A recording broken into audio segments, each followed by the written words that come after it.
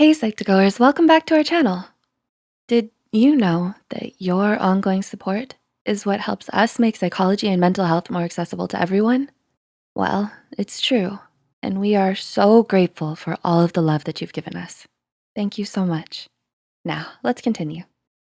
Have you ever found yourself agreeing to certain favors you thought you would never agree to?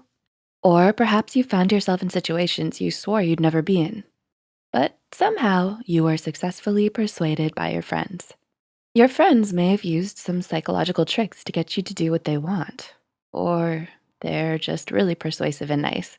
But now you might be thinking, what kind of psychological tricks actually work? Some of these tricks are cleverly used by teachers, psychologists, and maybe even your friends. So here are 8 psychological tricks that actually work. Number 1, call them by their name. People love it when you talk about them. Well, most of the time. When you say someone's name mid-sentence in a conversation with them, it's a great way to grab their attention and redirect the conversation back to you or them. Have you ever noticed as a child when a teacher would say your name in the middle of a lecture? That's because when you hear your own name, it grabs your attention and pulls you back to the present. School teachers don't want their students to be distracted, so they say their students' names to bring them back to the discussion at hand. This same tactic goes for making someone notice you. While in conversation with someone you admire, try saying their name often and at the beginning or end of the question. This will grab their attention and add some charisma to your regular conversations. Number 2, hand someone something while in mid-conversation. Here's a fun trick. Let's say you really need help carrying something up to your room, but your pesky brother isn't interested in helping you.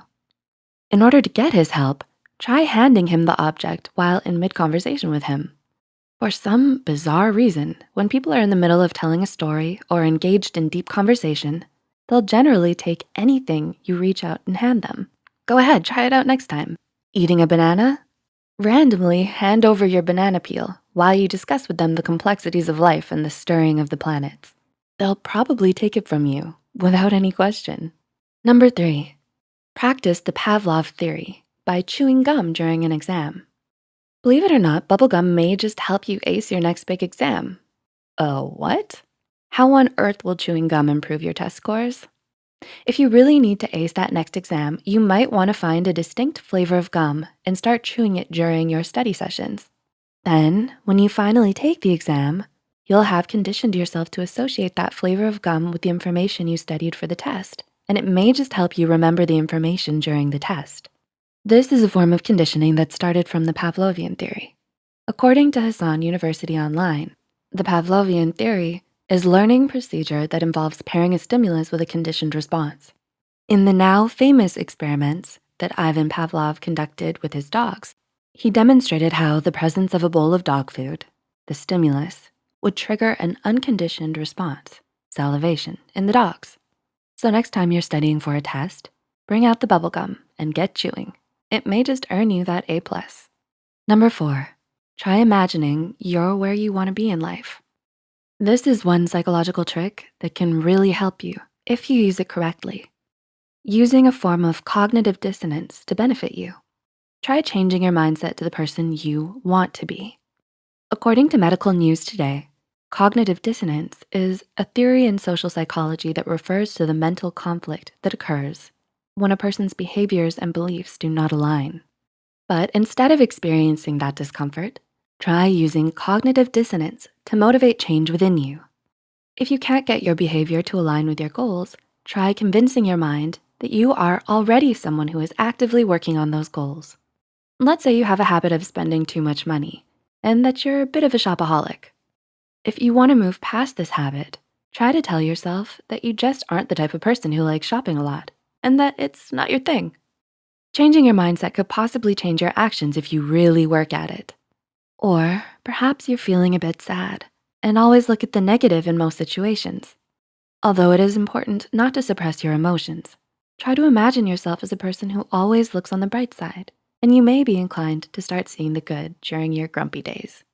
Try using cognitive dissonance to your advantage by imagining that you're where you want to be in life. Changing your mindset to the person you wanna be may set you on the path to actually becoming them. Number 5, Ask for a big favor, then change it to a smaller one. Imagine this. You really want that adorable chinchilla you've been eyeing in the pet shop window. You pass by the pet store every day on your way home from school, and the chinchilla's just there, staring you down with his cute little beady eyes. Your birthday is coming up, and you don't have the cash to buy him for yourself. But you've already decided that you wanna name him Giblets. Well, if you wanna use a psychological trick to your advantage, try asking your parents for a dog first. Wait, what? But you don't want a dog. You want Giblets, the chinchilla. Yes, but if you ask your parents for a big favor first, they're bound to say no. If you change it later to a favor that is smaller, they're less inclined to deny you. In psychology, this technique is called the door in the face technique and can be used in many situations. If you desperately need 20 bucks, but you know your friend doesn't like to lend you a lot of money, try asking for 50 instead. 20 bucks seems like a lot less now in comparison. Huh? You and Giblets are now living splendidly. Number 6, ask for a favor when someone is exhausted. This is another sneaky psychological trick. Say your friend really needed to crash at your house.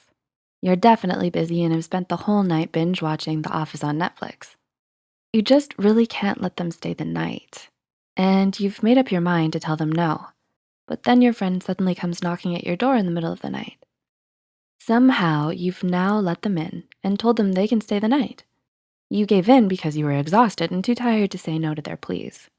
According to several studies, people are more likely to be influenced to do something they initially didn't want to do when they're tired. You were mentally exhausted as well as physically, and you really didn't want to be up that late arguing with your friend. You would have done anything to have the situation over with so you could get some rest. Number 7, mirror others to help you make friends. Are you having a hard time making friends at school? Without having to change anything about who you are, try mirroring the other person's movements and gestures, and they may just be more open to getting to know you. This kind of mirroring is called the chameleon effect and has been explored in further studies. If someone thinks that you're like them, they may be more willing to be your friend. So someone could be mirroring you subconsciously to lure you in and gain your trust. Or most likely, they just wanna be your friend. And number 8, nod your head if you want someone to agree with you. Have you ever needed someone to agree with a pitch you were making at work? Or perhaps you really wanted to persuade someone to agree with you on a subject you just know they would understand if they opened their mind up to it. Like, okay, they just really need to watch The Office on Netflix. If they just understood this point you're making and agreed with it, they'd likely wanna watch it. Try nodding while you're discussing a point you want someone to agree with. According to a 1980 study published in the Applied Psychology Journal, psychologists found that when others nod while listening to someone, they're more likely to agree with them. You may even find yourself subconsciously nodding to someone's intense story because they are too. So, what did you think of these psychological tricks? Remember, like what Uncle Bed said, with great power comes great responsibility. So only use these for good. And be aware that others may be using them on you too. Are you going to try any of them out? Let us know in the comments below. Please like and share this video if you found it interesting and wanna share it with your friends. The studies and references used are listed in the description below. Don't forget to hit the subscribe button and notification bell icon for more Psych2Go videos. Thanks for watching, and we'll see you next time.